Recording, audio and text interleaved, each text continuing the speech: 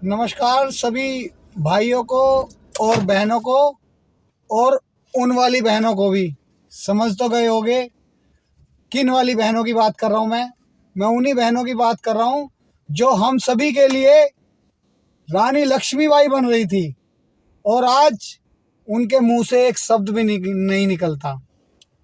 पिछले हफ्ते मैं हमारे माननीय भारतीय जनता पार्टी के अध्यक्ष श्री वीरेंद्र सचदेवा जी के घर पे गया, ऑफिस में गया था उनके, और ऑफिस में जाकर अपनी समस्याओं को अवगत कराया, जिसमें उन्होंने मुझसे कहा, मेरे साथ में और 3-4 साथी थे, तो उन्होंने हमसे कहा कि आपकी समस्या का समाधान हम जल्दी से जल्दी करेंगे, और सोमवार या मंगलवार को मैं परिवहन मंत्री श्री पंकज कुमार सिंह जी को अपने ऑफिस में बुलाऊंगा और इस मुद्दे पर बात करके इसको जल्दी से जल्दी सॉर्ट आउट करने की कोशिश करूंगा। तो दोस्तों, ये बात तो हो गई हमारी परिवहन मंत्री जी के। अभी दो दिन पहले, मतलब परसों को, हमारे कुछ साथी जिनकी ज्वाइनिंग नहीं हुए हैं, अभी तक कोई ज्वाइनिंग नहीं हुई है उनकी, वे साथी गए थे दिल्ली परिवहन निगम के मुख्यालय पर, आईपी डिपो में, और वहां पर उन्होंने जानकारी लेने के लिए वे सभी इकट्ठा हुए थे। और उन्होंने हमारे जो दिल्ली परिवहन निगम के जो एमडी साहब हैं वो तो नहीं मिले, परंतु उनके पीए साहब मिले, और उन्होंने उन सभी को बताया। और मैं भी आप सभी को इस बारे में बता दूं कि तकरीबन 685 लोगों की लिस्ट जो बना दी गई है, जिसमें उन सभी के टोकन नंबर चढ़ा दिए गए हैं, और जल्दी उन सभी भाइयों को भी ज्वाइनिंग मिल जाएगी जो लगभग 3 साल से ट्रेनिंग करके बैठे हैं।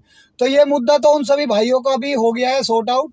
और कल एक वीडियो मैंने देखी जिसमें एक डिपो में बस आई थी, ओखला डिपो में, डीटीसी की बता करके, वो सभी प्राइवेट बसें हैं और स्विच मोबिलिटी के नाम से वो बस है, प्राइवेट बसें सभी दिल्ली के अंदर आने लगी है। और दोस्तों, मैं अब सभी भाइयों से ये कहना चाहता हूँ कि एक मुद्दे को लेकर, इस सभी मुद्दे को लेकर आने वाले रविवार को सभी भाई हम राजघाट गांधी जी की स्मृति पर सारे के सारे इकट्ठे होना चाहते हैं, और जो भाई सहयोग करके आना चाहते हो, क्योंकि समस्या काफ़ी बड़ी हो रही है, और वो समस्या हमारी सभी कर्मचारियों की समस्या है, चाहे वो दिल्ली में ड्राइवर हो या फिर कंडक्टर हो, परिवहन विभाग में कार्य कर रहा कोई भी कर्मचारी हो, उसके साथ समस्या है ये। और वो समस्या है दिल्ली जैसे शहर में रह करके सबसे कम सैलरी की समस्या।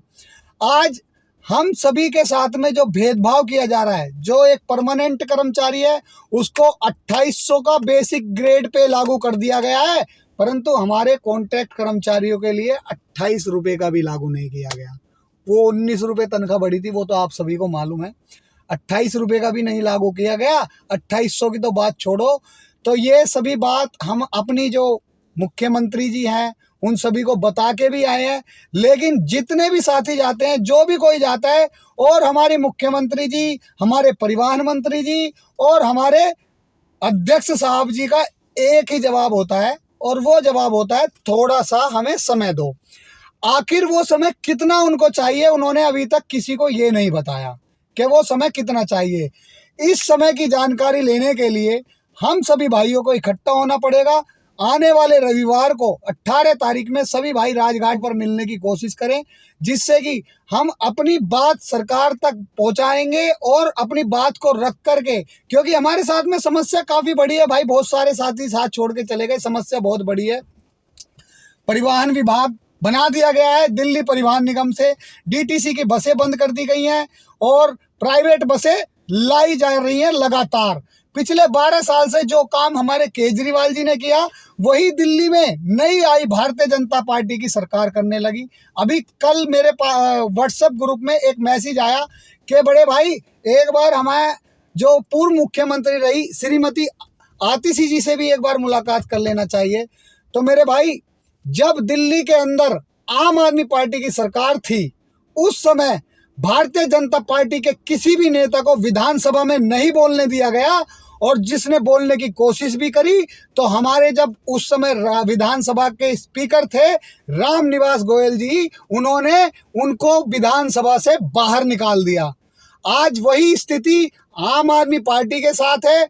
आम आदमी पार्टी के विधायकों को कैसे उस विधानसभा में बोलने दिया जाएगा जहां पर भारतीय जनता पार्टी के एक भी विधायक को नहीं बोलने दिया गया? ये सबसे बड़ी समस्या।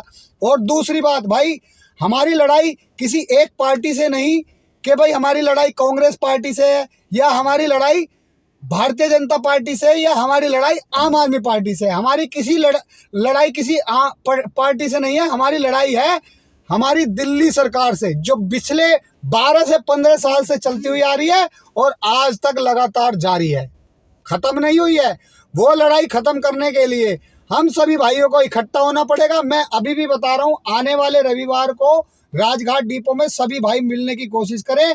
और जो भाइयों कहता है ना कि पंकज शर्मा की वीडियो मत देख, भाई मत देखो। आपसे भी कह रहा हूं, जो भाई कह रहा है ना कि पंकज शर्मा की वीडियो मत देखो, मत देखो दोस्तों। जिसे जरूरत है वो देखो और जिसे नहीं देखनी वो मत देखो। ये कोई कॉमेडी चैनल नहीं है, व्यक्तिगत आवाज चैनल है। और ये व्यक्तिगत आवाज आप सभी कर्मचारियों की आवाज उठाने के लिए चैनल बनाया गया है, ना कि पर्सनल।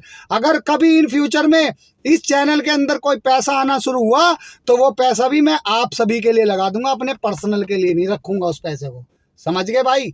मेरे को पर्सनल कुछ नहीं चाहिए, ना मुझे पर्सनल अपनी नौकरी पक्की चाहिए। मेरी नौकरी रहे या ना रहे, परंतु कोई काम हो जाए वो सभी डीटीसी के कॉन्ट्रैक्ट कर्मचारियों का, दिल्ली के अंदर दिल्ली परिवहन विभाग में जितने भी कार्य कर रहे कंडक्टर और ड्राइवर का हो जाए, तो मेरे लिए इससे बड़ी खुशी की बात नहीं होगी।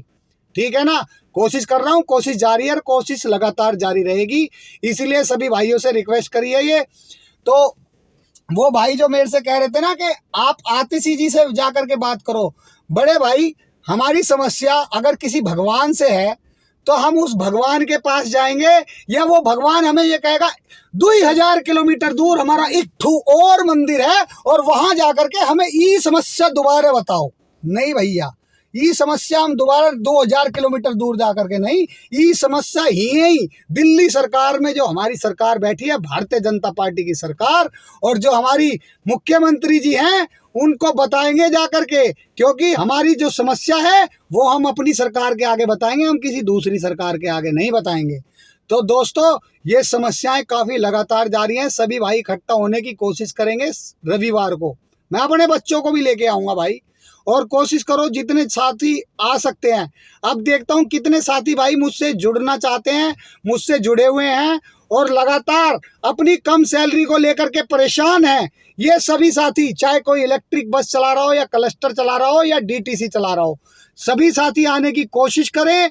क्योंकि भाई समस्या बहुत बड़ी है और इतनी बड़ी समस्या है, इसीलिए मैंने रविवार का दिन चुना है। ऑफिस में जो कार्य कर रहा है वो भी आ सकता है।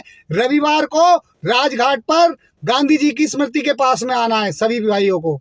ठीक है दोस्तों, उसके बाद मैं सभी डिपो में जाकर उन सभी भाइयों की राय लूंगा।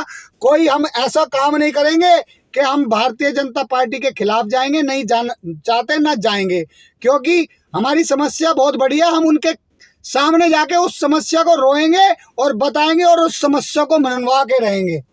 धन्यवाद साथियों, इस वीडियो को देखें और शेयर करें।